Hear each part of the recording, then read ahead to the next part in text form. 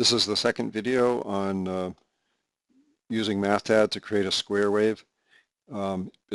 Before I just continue on with that discussion, you'll notice on this quick sheet right here, there's I equals 0, dot, dot, 100, and x sub I equals I times 0.05. So what is that doing? And I just want to talk about that for a minute because it'd be easy to, this is actually an array as opposed to a subscript. So I just want to talk about that for a minute. So you know that we could fill in I equals, and you can put in 0, comma, and then say the next element you want, 0.1, and then just the regular semicolon gives you 2 dots, and say if I put in 1 there, and then if I said, just move this down, I said I equals, right, it gives me this, and you can see those are all values that are assigned to I. But if I don't give the next value, the second value, and just put this in like this, okay, so now, whoops, let me make that a little bigger, so let's say 10. Okay, so now it fills in these values for I. And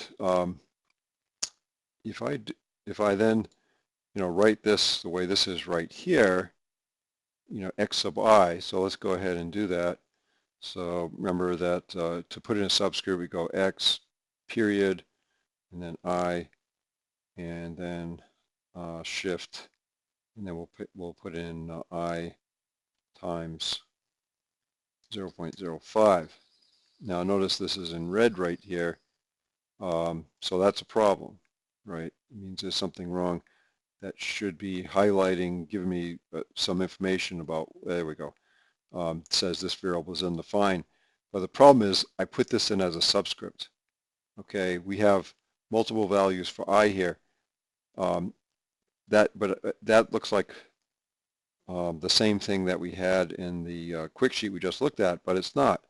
And I wish Mathcad had done this differently. But so what that is an array. So if I type x, instead of typing the period, if I hit the left square bracket and then put in I and then do shift colon and I times 0.05, now it's okay, right? But that looks exactly as it did before, but this is actually the value of this is x. By using the square bracket, I made x an array. So now if I just type x equals, you can say that's x0, x1. So in other words, this created an array, whereas it looks exactly the same. When I put it in as a subscript, it's just a single value. It's not an array. So I just bring that up because it can be confusing. So anyways, again, what I did here was just assign, if I didn't put in that comma in the next value, it just assumes they're integers. So it takes that first one and fills it in like this. Okay, and then this is actually an array. So like if I wanted to put in